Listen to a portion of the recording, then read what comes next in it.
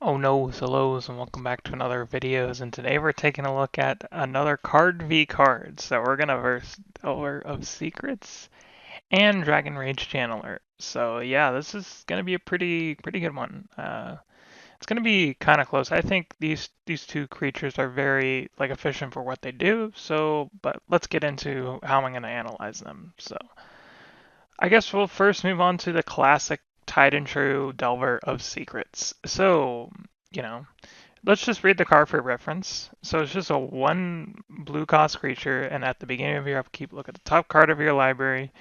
You may reveal that card, and if it's an instant or sorcery revealed this way, you transform Delver of Secrets. And its transform version is Insectile Apparition, and it's just a 3/2 with flying. So yeah, you can see why this card is pretty good. It's pretty good only because it can just basically be a 2 mana 3/2 flyer, which may not seem good at first, but let's just take into account the best creature at the time, the old standard was Stormcrow. So this was pretty good for its time. I mean, and Stormcrow's a pretty efficient creature on its own, but this is just even more, you know, broken than that.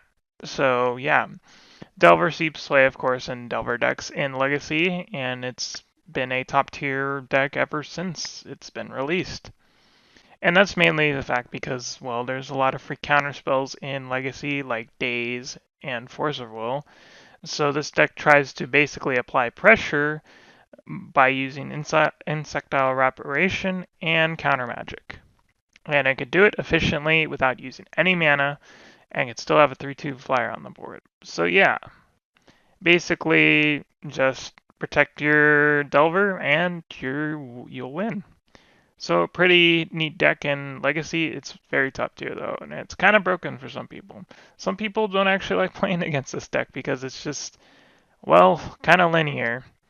You get your Delver Secrets out and you just protect it with magic. That's it. That's the whole deck, and it doesn't go any further than that, honestly. Unless you really want to get it further into the deck. I mean, the deck has a lot of other efficient creatures, but this is probably its most efficient one. So yeah. And with that, let's move on to the second card that's going to be facing, and it's going to be, oh, a good one, a Dragon Rage Channeler. So, it's a fairly new card. So, Dragon Rage Channeler is just a 1 mana 1/1, same as Delver, and it's a human shaman. And whenever you cast a non-creature spell, surveil one, which in latent terms means look at the top card of your library and you may put that card into your graveyard. So, kind of like Scry, but graveyard edition. So, and then it has Delirium, which also means as long as there are four or more card types among cards in your graveyard, Dragon Rage Chandler gets +2/+2 and has flying and attacks each combat able. So yeah, basically another efficient creature that you it's kind of just has upside. I mean, whenever you cast a non-creature spell, you fail one. You can get rid of cards you don't need or cards you kind of want in your graveyard. Sometimes you'll get flashback cards if you really want them, and it can help fix your deck by actually using that.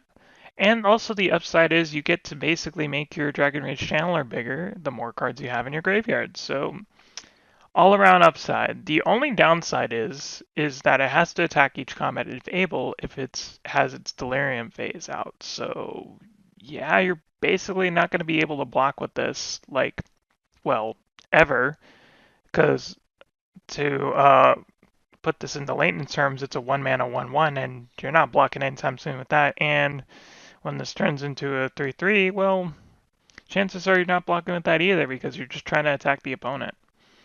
And this is actually played in a lot of decks in Modern, including a lot of that stupid monkey Ragavan decks.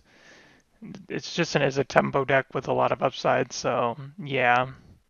And it has seen play in the Delver Shell variants of Is It Delver in Legacy, so it even sees play in Legacy somewhat. It's a very efficient creature, and I could see why. So yeah, pretty nice.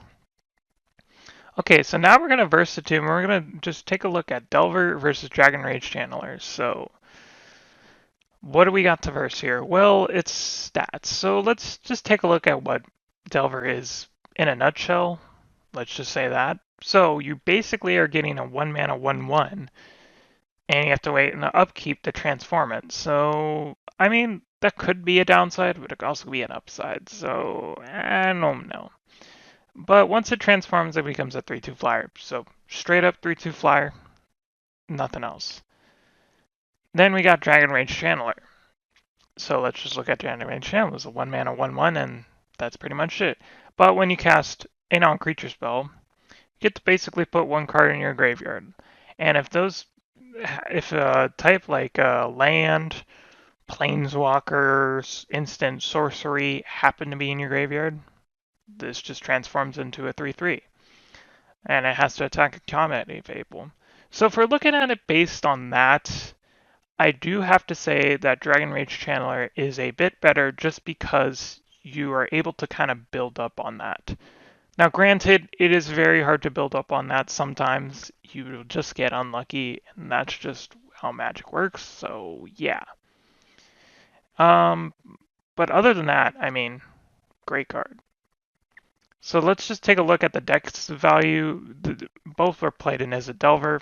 There's no doubting that, but other than that, Dragon Rage Channeler is also played in Modern, so yeah, you just basically win. So I think Dragon Rage Channeler is the best card out of this whole thing, so yeah, basically a no-brainer. So Dragon Rage Channeler wins. No surprise there.